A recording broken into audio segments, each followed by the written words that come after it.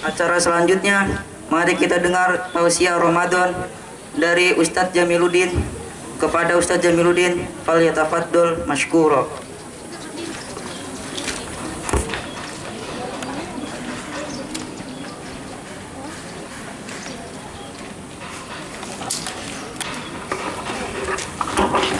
أحييكم بتحية الإسلام تحية من عند الله تعالى مباركة طيبة.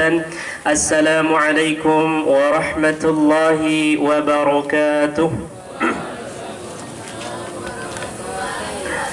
الحمد لله حمدا كثيرا طيبا مباركا فيه كما يحب ربنا ويرضاه. أشهد أن لا إله إلا الله وحده لا شريك له وأشهد أن محمدا عبده ورسوله وصفيه من خلقه وحبيبه. أدى الأمانة وبلغ الرسالة ونصح للأمة فكشف الله به الغمة وجاهد في الله حق جهاده حتى أتاه اليقين. وتركنا على البيضاء ليلها كنهارها لا يزيغ عنها إلا هالك. وصلى الله عليه وعلى آله وصحبه وسلم تسليما كثيرا إلى يوم الدين. أما بعد. Pertama-tama dan yang paling utama, marilah kita panjatkan puji syukur kehadirat Allah Subhanahu wa Ta'ala atas nikmatnya yang terus diberikan kepada kita yang begitu banyaknya sehingga tak seorang pun yang mampu untuk membilang dan menghitungnya. Wa in ta'uddu ni'matallah la tuhsuha. Jika engkau ingin menghitung-hitung nikmat Allah, maka niscaya tidak akan sampai, tidak akan mampu untuk menghitungnya. Salawat dan salam tak lupa kita sampaikan kepada Nabi kita yang mulia, qudwah dan uswah kita, suri tauladan kita sampai ke hari kiamat, yaitu Nabi Muhammad sallallahu alaihi wasallam. Begitu pula kita sampaikan kepada keluarga beliau, sahabat-sahabat beliau, dan segenap umat beliau yang terus istiqomah menghidupkan, menjalankan sunnah-sunnah ila yaumil qiyamah. Bapak-bapak, ibu-ibu, hadirin dan hadirat, shaimin dan shaimat rahimani wa rahimakumullah. Ketahuilah bahwasanya as-siyam maknanya adalah al-imsak. Puasa artinya adalah al-imsak, menjaga dan menahan diri kita. Kita jaga pandangan kita, kita jaga pendengaran kita, kita jaga lisan kita. Jangan sampai dengan gampang dan mudahnya berkata kotor. Jangan sampai gampang dan mudahnya mencaci dan mencela. Rasulullah sallallahu alaihi wasallam bersabda, "Laisal mu'min bit-ta'an walal la'an walal fahish." Bukanlah mukmin orang yang suka ta'an, orang yang suka la'an, yaitu yang suka melaknat saudaranya. Sedikit-dikit dia mengatakan la'natullahi alaik, sedikit-dikit dia mengatakan la'natullahi alaik, semoga engkau dilaknat. Tidak boleh, karena laknat itu maknanya adalah kita putuskan rahmat Allah dari saudara kita. Maka kalau putus rahmat Allah dari saudara kita, maka kebaikan apa yang akan didapatkan? Maka oleh karena itu jangan gampang kita mengatakan la'natullahi alaik. Kemudian bukanlah orang mukmin yang sering berkata-kata kotor, berkata keji dan kotor. Tidak gampang seorang mukmin untuk berkata-kata kotor, mencaci maki saudara-saudaranya. Maka inilah Ramadan, kita bakar semua maksiat dan dosa-dosa kita dengan Ramadan, pembakaran maksiat-maksiat yang telah dididik kita oleh syaitan. Syaitan telah mendidik kita dari bulan Muharram, Safar, Rabiul Awal, Rabiul Akhir, Jumadal Ula, Jumadat Thaniyah, Rajab, Sya'ban. Telah dididik, dibisikkan kita oleh syaitan. Maka ketika masuk pada bulan suci Ramadan, ternyata masih membekas didikan setan itu pada diri kita. Bukankah setan sudah dibelenggu pada bulan suci Ramadan? Mengapa masih banyak yang berkata kotor? Mengapa masih banyak yang berdusta? Mengapa masih banyak yang durhaka kepada orang tua? Mengapa masih banyak yang berbuat maksiat? Bukankah setan sudah terbelenggu? Maka jawabannya adalah mungkin orang tersebut sudah membekas, sudah hitam hatinya, sudah terbiasa dibisikkan oleh setan dari bulan Muharram sampai Sya'ban. Akhirnya ketika kita masuk pada bulan suci Ramadan, ternyata masih saja kita melaksanakan kemaksiatan. Berarti didikan setan telah berhasil. Maka jangan sampai didikan-didikan, bisikan-bisikan setan itu masih menyatu pada diri kita. Maka bulan suci Ramadan, kita Ramadankan dia, kita bakar, hanguskan bisikan-bisikan itu, dan jangan sampai kita terjerumus kepada kemaksiatan. Inilah yang dimaksud dengan as-siyam, yaitu betul-betul al-imsak, jaga diri kita. Sehingga puasa, kata Allah, tujuannya adalah la'allakum tattaqun, supaya kalian bertakwa. Tattaqun dari kata ittaqa yattaqi, artinya berlindung, betul-betul berlindung, menjaga diri supaya kita tidak terjerumus kepada kemaksiatan. Suatu hari ada orang datang kepada Abu Hurairah, kemudian bertanya, "Ya Abu Hurairah, mat taqwa?" Wahai Abu Hurairah, coba jelaskan apa itu takwa. Maka Abu Hurairah mengatakan, "Hal akhadta tariqan dha syauq?" Apakah kamu pernah berjalan di sebuah jalan yang terdapat duri? Kemudian laki-laki itu menjawab, "Na'am, betul, pernah saya berjalan, di sana ada paku, ada beling, ada duri." Kemudian Abu Hurairah mengatakan, "Wa kaifa sana'ta?" Lantas apa yang kamu lakukan kalau engkau sedang berjalan yang terdapat beling, duri, paku? Kemudian laki-laki itu menjawab, "Idza akhadtu tariqan dha syauq fattaqaitu." Kalau aku berjalan di sebuah jalan yang terdapat beling dan duri, tentu aku akan berlindung, hati-hati supaya tidak tertusuk oleh duri itu. Maka kehidupan ini tentu banyak duri, banyak cobaan, fitnah. Maka hati-hati di dalam melangkah, di dalam beribadah. Jangan sampai terjerumus, terpeleset lagi, terjerumus lagi. Maka kita imsak, kita jaga emosi kita, jaga hati kita supaya tidak kotor, supaya tidak hitam. Karena kalau kemaksiatan kita lakukan, maka langsung titik hitam dalam hati kita. Berbuat maksiat lagi, nambah lagi titik hitamnya. Kalau sudah penuh titik hitam dalam hati, maka berarti dia sudah betul-betul merasakan penyakit yang luar biasa, yang harus disembuhkan dengan taubat, istighfar, dan amal soleh. Innal mu'min idza adnaba dhanban kanat nuqtatun sauda'u fi qalbi. Seorang mukmin kalau dia berbuat maksiat, maka langsung tertanam dalam hatinya satu titik hitam. Fa in taba wa naza'a wastaghfar sakhalat qalbuh. Akan tetapi orang mukmin yang berdosa itu, kalau betul-betul dia bertaubat, beristighfar, akan kembali jernih hatinya. Fa in zadat hatta yughallaqu biha qalbuh. Akan tetapi kalau dia bertambah terus berbuat maksiat, pagi maksiat, sore berbohong, malamnya bermaksiat terus, bertambah terus, pada hatta fa in zadat, semakin bertambah titik hitam dalam hatinya.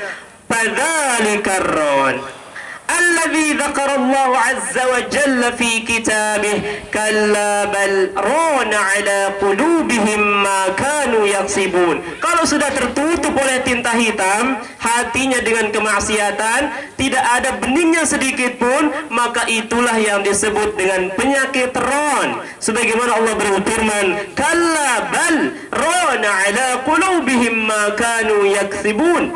Sekali-kali tidak, itulah yang disebut dengan ron, yang mana ron itu terjadi atas apa yang mereka usahakan. Maka oleh karena itu, marilah kita imsak, marilah kita jaga diri kita, jangan sampai terjerumus kepada kemaksiatan. Maka itulah yang disebut dengan takwa, melindungi diri kita supaya tidak terjerumus ke dalam kemaksiatan. Ummatal Islam, kemudian yang terakhir yang ingin saya sampaikan adalah marilah kita jalankan ibadah bulan suci Ramadan ini dengan minimal 2 landasan pokok utama, sehingga betul-betul kita mendapatkan maghfiratullah. Apa 2 landasan itu? Rasulullah sallallahu alaihi wasallam bersabda yang diriwayatkan oleh Imam Bukhari dan Muslim, man shoma Ramadan, pertama imanan, yang kedua wahtisaba. Apa ganjarannya? Ghufira lahu ma taqaddama min dzambi. Barang siapa yang berpuasa pada bulan suci Ramadan, pertama dengan penuh keimanan. Iman artinya at-tasdiq, percaya. Kemudian secara istilah ada tasdiqun bil qalbi wa qaulun bil lisan wa amalun bil arkan, yazidu bi ta'atir rahman wa yanqusu bi ma'siyatis syaitan. Iman itu adalah keyakinan dalam hati, diucapkan dengan lisan dan dilaksanakan dengan seluruh anggota badan. Iman akan bertambah dengan ketaatan kepada Ar-Rahman Allah, dan akan berkurang kalau kita bermaksiat mengikuti langkah-langkah syaitan. Maka landasilah puasa kita ini dengan betul-betul keimanan. Dan yang kedua, wahtisaban, betul-betul mengharap pahala dari Allah, yaitu ikhlas menjalankan ibadah karena Allah, bukan karena pujian, bukan karena sanjungan, bukan karena supaya dikatakan orang yang shaim, orang yang soleh, orang yang rajin, ahli ibadah. Akan tetapi betul-betul kita puasa hanya ikhlas mengharap pahala dari Allah subhanahu wa ta'ala. Ketahuilah umat al-Islam, dengan adanya keikhlasan dalam diri kita, maka akan memberikan kekuatan pada ruh dan jasmani kita. Tidak gampang bagi seorang mukmin untuk mengeluh. Kenapa? Karena dia sudah ikhlas di dalam amal ibadahnya, di dalam beraktivitas kebaikan. Akan tetapi orang yang tidak ikhlas, baru saja disuruh umpamanya untuk mengerjakan pekerjaan yang ringan, maka dia tentu akan mengeluh, dia tentu akan merasa capek, dia tentu akan merasa bosan dan malas. Akan tetapi orang yang betul-betul menanamkan keikhlasan, tidak sedikit pun atau bahkan jasadnya kuat, meskipun dia sholat tarawih, kemudian qiyamul lail, kemudian sholat fajar, sholat subuh, kemudian sholat zuhur lagi, berpuasa, sholat asar, berinfak, membantu, berbakti, menuntut ilmu, tidak akan merasa capek jasadnya karena ada kekuatan di dalam dirinya, yaitu al-ikhlas. Sebuah ungkapan mengatakan al-amalu jismun wa ruhuhu al-ikhlas. Amal itu bagaikan jasad, dan ruh jasad itu adalah keikhlasan. Maka oleh karena itu Syekh Muhammad bin Bas mengatakan, idza ta'malur ruh fal jasadu la yat'ab. Kalau sekiranya betul-betul ruh yang ada di dalam diri kita ini ikut serta bekerja, ikut serta dalam ibadah, fal jasadu la yat'ab, maka tubuh ini tidak gampang merasa capek. Baru sholat isya 4 rakaat sudah malas. Kemudian sholat tahajud minimal 2 rakaat, ditutup dengan tarawih 3 rakaat, tiap malam 5, tapi kadang konsisten kurang, merasa capek. Kemudian sholat subuh bangun pun malas karena tidak ada keikhlasan untuk beribadah kepada Allah. Maka sama dengan anak-anak kita, putra dan putri kita, awalnya jumlah mereka 27. Awalnya jumlah mereka 27, akan tetapi yang lolos adalah hanya 16 orang. Mana sisanya? Maka yang harus kita pertanyakan adalah, apakah betul-betul kita sudah mendidiknya ikhlas menghafal Al-Quran karena Allah? Kalau merasa bosan, merasa capek, ganti dengan amal atau dengan agenda yang lain. Namun jangan sampai pernah putus asa. Terus istiqomah, terus ikhlaskan diri kita untuk membaca dan menghafal Al-Quran, karena dia yakin membaca Al-Quran memberikan faedah dan pahala. Apalagi menghafalkannya, orang yang semakin banyak hafalan Al-Qurannya, berarti semakin banyak tingkatan surganya kelak. Nanti di surga, ketika kita naik di tingkatan pertama, kemudian stop di sana, kemudian tiba-tiba ada teman kita ternyata lebih lebih tinggi tingkatannya. Kenapa dia bisa lebih tinggi? Ternyata di dunia hafalannya lebih banyak. Yang lebih tinggi ternyata ada temannya juga semakin tinggi tingkatannya di surga. Kenapa ada yang lebih tinggi? Ternyata hafalan Al-Qur'annya dulu di dunia lebih banyak. Apalagi yang 30 juz akan mendapatkan mahkota, diberikan kepada orang tuanya kelak.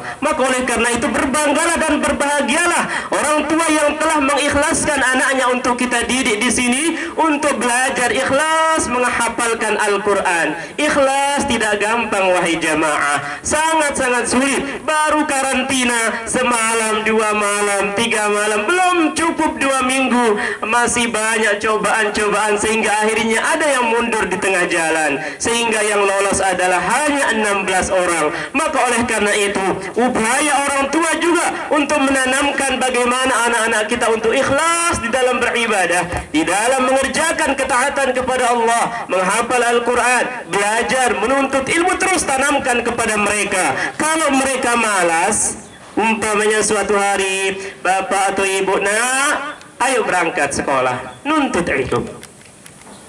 Kemudian anak itu mengatakan malas ya, malas, capek, naik angkot, panas, nanti hujan, nanti di sekolah juga capek belajar terus. Maka nasihati anak antum, nah, ittaqillah. Umar bin Khattab radhiyallahu ta'ala anhu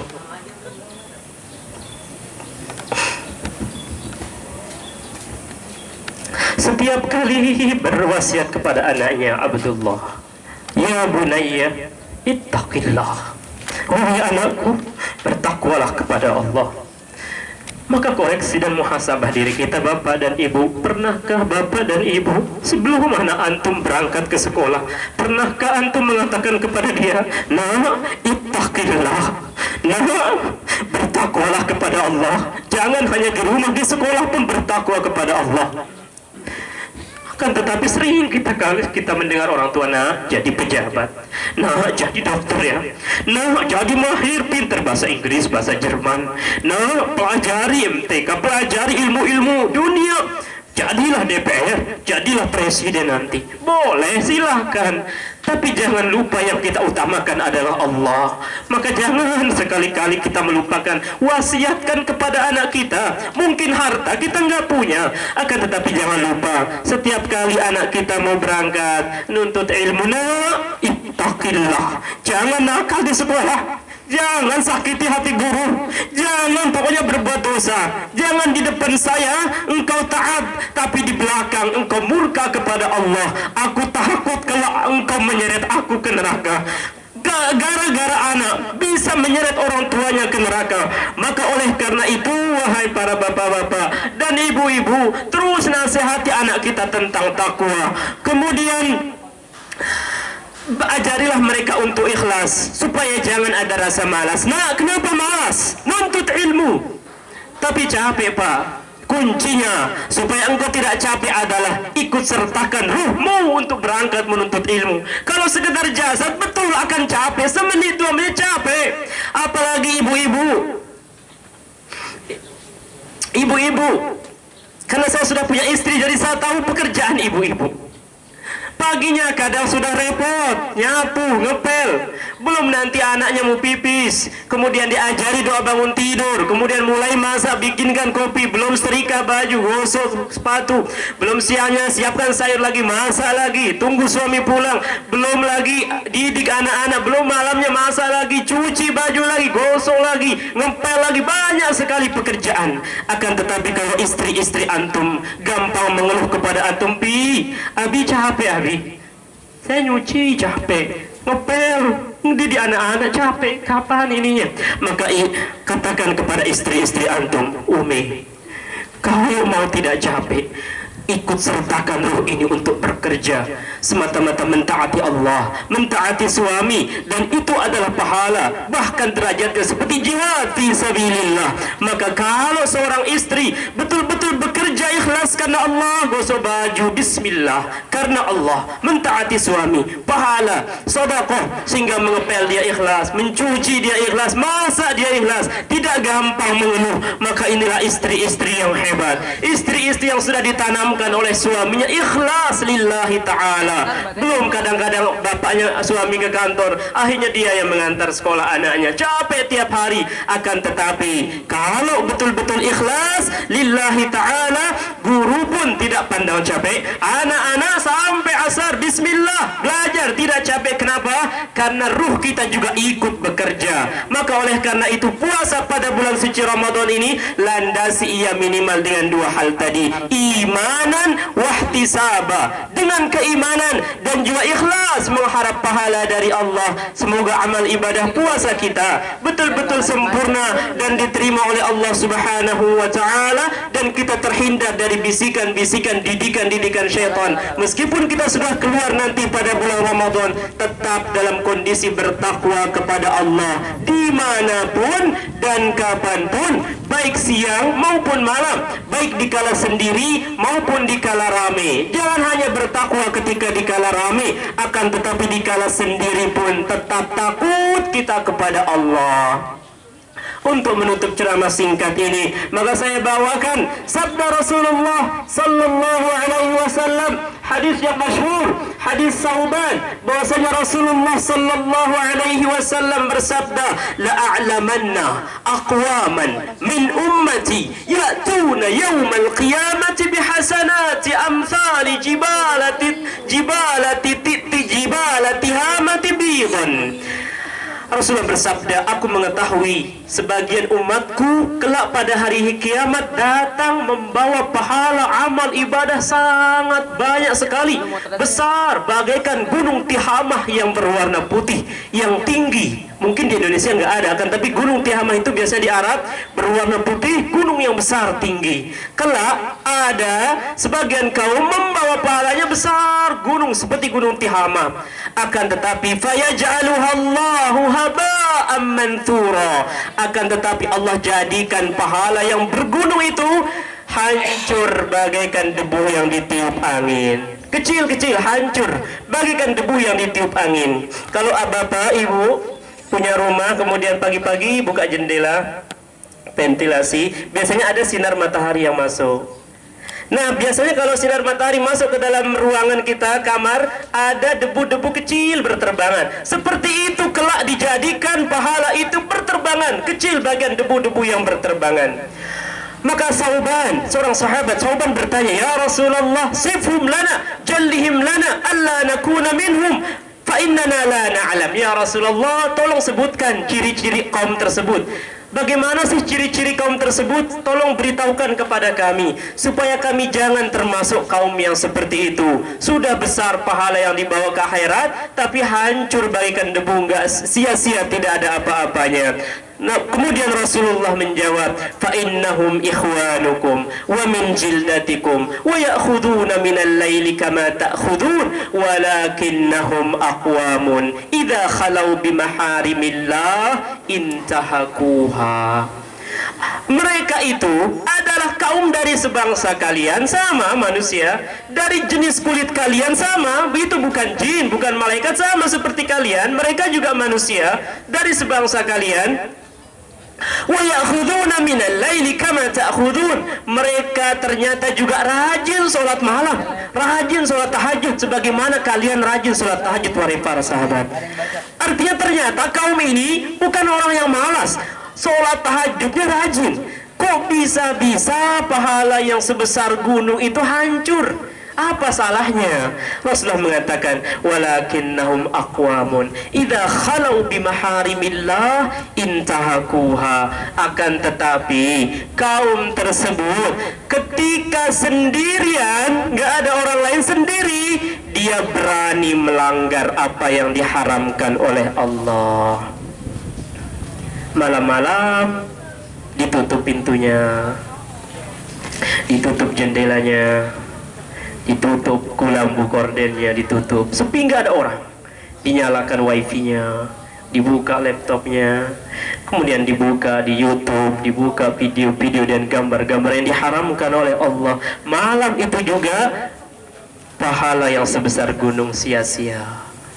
Satu malam menghapuskan yang selama ini sudah dikumpulkan bersusah payah puasa, qiyamul lail, tarawih, sudah menggunung tinggi, tapi ketika dia sendiri yang menghancurkan amal ibadahnya. Berani dia berbuat maksiat, berani dia melanggar apa yang diharamkan oleh Allah. Maka oleh karena itu, orang yang betul-betul bertakwa ketika sendiri tetap dia takut kepada Allah, apalagi ketika ramai. Maka oleh karena itu, Ibnu Qayyim rahimahullahu ta'ala membuat sebuah syair yang sangat-sangat bagus, yang sampai-sampai syair itu membuat Imam Ahmad bin Hanbal menangis. Jadi suatu hari muridnya Imam Ahmad bin Hanbal datang membacakan syair ini. Setelah mendengar syair ini, langsung Imam Ahmad bin Hanbal masuk ke dalam rumah, mengunci pintunya dari dalam dan menangis. Terdengar oleh muridnya. Akhirnya muridnya ini menceritakan bahwasanya guruku, ketika aku ceritakan, aku bacakan syair ini, guruku menangis terseduh-seduh. Padahal dia orang imam, orang alim, terhindar sedikit, artinya dia betul-betul ahli ibadah, akan tapi ketika mendengar syair ini terus menangis. Apa syairnya? Syair ini sering saya dengar juga di Radio Roja diputar. Kemudian kalau antum mau lihat juga tinggal antum klik di YouTube, antum tulis syair yang membuat Imam Ahmad bin Hanbal menangis. Antum klik di YouTube, syair yang membuat Imam Ahmad bin Hanbal menangis. Syairnya panjang sekali, akan tapi saya bawakan bait yang pertamanya saja. Bait yang pertama berbunyi, idza ma qala li rabbi amastahyaita ta'sini wa tukhfi dhanba an khalqi wa bil isyani ta'tini. Ketika Tuhanku berkata kepadaku, wahai hambaku, tidakkah engkau malu kepadaku? Tidakkah engkau malu bermaksiat kepadaku? Di hadapan manusia engkau pandai menyembunyikan dosamu. Di hadapan manusia pandai kita menyembunyikan dosa kita, seolah-olah alim, Masya Allah, jubah, jenggot, cingkrang, kemudian alim, Masya Allah. Di hadapan manusia pandai banget menyembunyikan dosanya. Akan tetapi wa tukhfi dzamba an khalqi wa bil isyani ta'tini. Di hadapan makhluk engkau pandai menyembuhkan maksiat dan dosamu. Akan tapi ketika engkau datang kepadaku, engkau datang dengan membawa kemaksiatan. Engkau ketika bersamaku engkau bermaksiat, tapi ketika di depan manusia engkau pandai, pintar menyembunyikan dosa. Maka oleh karena itu, mari kita jalankan wasiat Rasulullah sallallahu alaihi wasallam, ittaqillaha haitsu ma kunta wa atbi'is sayyi'atal hasanata tamhuha. Bertakwalah engkau di mana saja berada, di bulan Ramadan atau di luar bulan Ramadan, siang ataupun malam, sendiri ataupun ramai. Semoga kita semua terus dijaga, mampu untuk imsak, betul-betul berpuasa, menjaga diri kita dari perbuatan-perbuatan kemaksiatan dan dosa, sehingga kita mampu menjadi orang-orang yang bertakwa dan meraih ridha Allah Subhanahu wa ta'ala. Yang benar datangnya dari Allah dan yang salah datangnya dari diri saya pribadi. Hanya Allah dan Rasulnya yang terbebas dari kesalahan. Subhanakallahumma wa bihamdika asyhadu an la ilaha illa anta astaghfiruka wa atubu ilaik. Wassalamu alaikum warahmatullahi wabarakatuh.